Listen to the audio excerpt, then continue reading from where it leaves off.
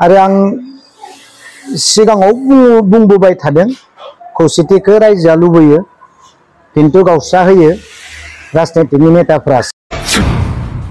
नों दुलाराय बर' प्रेस आफादाबो दिनै राजनीतिक हानजा नङाब्लाबो नङा होमबा राजनीतिक हानजा बायदि थाफानानै गोबां खामानिखौ मावनो नाजादों किन्तु जाफुङाखै सनमान होनायनि थाखाय।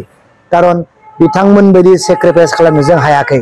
बिथांमोन बायदि हाथियार लानानै हरसे माने ओंखाम मोनजायै हाग्रायाव थानानै जुद्ध नांनो जों हायाखै। बाय लोगोफोर गारि सिङावनो दं दासिमबो खोमसि जादों। ओमफ्राय गुबुन मोनसे जायगायाव थांदोंमोन आं खामानि फिसा थानायखाय थांब्रबदोंमोन। लोगो दंफायो सासे बिजों आंजोंनो थांदों। थांनानै फैबाय दा फैनानै ग्रोबनो क'क्राझार टाउनाव सार बिक्रम बिथांखौ लोगो मोनदों। बिनाव माखासे कुइसन खालामनाय जादों। लोगोसे कर्टआवबो हाबनाय जादोंमोन। NLFB आफादनि आर्मि चिफ जायखौ बुङो एम बाथा ना बेखौ जों कर्टआवबो लोगो मोनदों। माखासे भिडिअ भिजुएल दङ हयतोबा नोंथांमोना एनिथिं MJनि चेनेलाव नुबाय जानांगौ। थेवबो आङो दिनै हगारनो सानाखै गाबोन आं हगारगोन। गोबां बाथ्रा बुंनांगौ दङ बे बिथां बाथानि माखासे भिडिअ भिजुएलखौ नुनानै आरो नैबे फरायसा आफाद दैदेनगिरि बिथां मानगोनां दिपेन बर' बिथांनि माखासे बाथ्रा बुंनाय गोबां बुंनांगौ दंबावो। बिनि सिगां इउनाइटेड फराम अफ एक्सन डे बिनि गोख्रों मावथि उदालगुरि साइडनि हारिमु बिथाङाबो माखासे स्टेटमेन्टखौ होखाबाय। जायफोर दैदेनगिरिफोरखौ बुंनांगौ बिथांमोनखौ नाम मख'आ लाफानो गुबुन गुबुन बिथिंजों बाथ्राखौ बुंलांदों। जिखियानो जादोला बिक्रम दैमारि सारनि माखासे गोनांथि बाथ्रा ना गुरैयैनो जिनिसा गोरा जाहैदों। माखासे बाथ्राफोरा लासैयैनो इनडाइरेक्टलिनो माखासे बाथ्राफोरखौ गोबां मोजाङै फोरमायलांदों। नंगौ जों एसे आगोल बिथां बाथा बिथांखौहाय जों नायना फैदों। ओरै रायलायदोंबो मोजां गाज्रि सावरायबाय आरो मानसिया मोजाङैनो दङ। जेरैखि जाया बोसोरसे बारा जाबाय। जेखि जाया थाबैनो लोगो मोनफिननायनि खोथाखौ बुंदों। न'खरनि बिसि आरो बिनि गथ' बिसाजो जमा रायज्लायदों। दा जों गावजों गाव नायज्लायाबाथ' आरो उपाय गैया नङा होमबा। बोलो मोनो आंहाबो केस दं नै बिहाबो केस दं। जों केस थानायजों थानाय नायज्लायाबा बोरै जानो नङा होमबा। बिथांमोना जोंहाथ' जेबो कन्ट्रिबिउसन गैया जाथियाव आं बेखौ गाव बुंना लायो। किन्तु बाथा आदामोना माने हाथियार लानानै सानसे समाव गोबां कन्ट्रिबिउसन होबोनाय बिथांमोनखौ रायजोआ गोसोआव दङ। गुबुना जेखियानो बुङा मानो अननाय मोजां मोननाय नोजोरा बिसोरनि सायाव दङ। जेखि जालाङा मानो देहाया मोजाङै थाथों जों सानो। आरो थाबैनो बेजों लोगोसे जेसेबां दङ थाबैनो लोगो मोननायखौ जों रायजो राजाया लुबैयो। आरो बेखौनो बुंदों जे दासिम मोजाङैनो दङ होननानै बिथाङा फोरमायदों।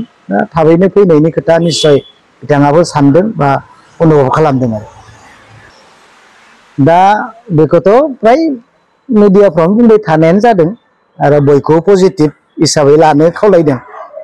आरो आं सिगाङाव बुंबोबाय थादों खौसेथिखौ रायजोआ लुबैयो किन्तु गावस्रा होयो राजनीतिनि नेताफ्रासो।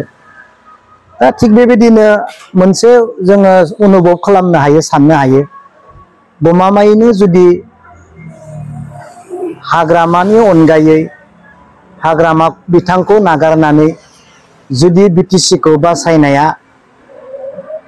गोजानावसो दङब्ला निस्सय हाग्रामाखौ जुदि बिथांखौनो जुदि फेभार खालामदोंब्ला आरो हाग्रामा बिथांजोंसो BTCआ बासायजानाय दङ होननानै जुदि सानदोंब्ला रायज्लायनाया जाफुंगोन होनना आङो बुंदों।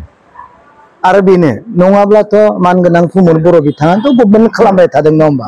नङाब्ला मा कारनाव मा जाहोनाव एसेबां दुसि जाबाय रायजाबाय बुंजाबाय मुर्ति बानायना सावजाबाय सोंखारि जाबाय दुरबल खालामजानो नागिरबाय फेजेन जाबाय। अब्लाबो हाग्रामा महिलारि बिथांखौ नागिरनायनि उद्देश्यआनो जाबाय इउनिटि जानो थाखाय खावलायनायनि उद्देश्यआनो जाबाय बेयाव हाग्रामानि बिथांनि अनगायै जेबो गैया होननाय जाबायब्रा।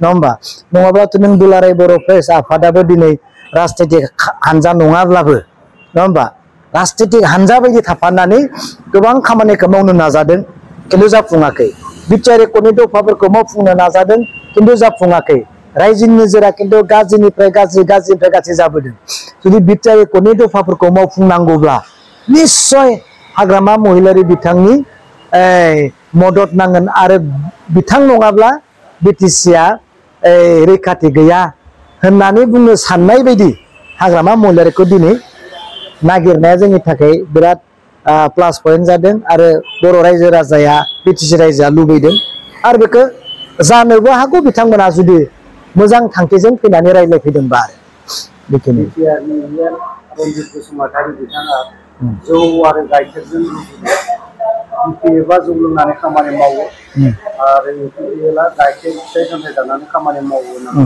मा फोरमायगोन दा बिथांनि खोथायाव आं बिदि एन्सार होगोन एसेबां गोथौ माबा नङा बियो बे राजनीतिनि मोनसे भाषा मिनिथावनाबो जायो नङा होमबा दा आं गोदोबो बुंदों जायफोरा हाथियार लानानै जाथिनि थाखाय सुप्रिम सेक्रिफाइस खालामबोबाय बिसोरबायदि नेताफोरखौ दैदेनगिरिफोरखौ खोब खम आं क्रिटिसाइज खालामबोदों माने आं बुंबोआखैनो रायबोआखै गोबां गिदिर गिदिर दङ मबाइलावबो दङ एनभेलपफोराव स्टिपल मारिनाय दङ खिन्थु आं सोंखारिबोआखै मानो सनमान होनायनि थाखाय खारन बिथांमोन बायदि सेक्रिफाइस खालामनो जों हायाखै बिथांमोन बायदि हाथियार लानानै हरसे माने ओंखाम मोनजायै हाग्रायाव थानानै जुद्ध नांनो जों हायाखै जों बुंनोनो समाया अब्लाबो फेरेंगा सारा मोनसे खोथा बुंबाय मोनसे बे मिनिथावना मोनसे जक्स बाय जाहैबाय बिथांनि माबायाव आं एसेबां गिदिर रिएक्सन नङा आं बेखौनो बुंगोन आरो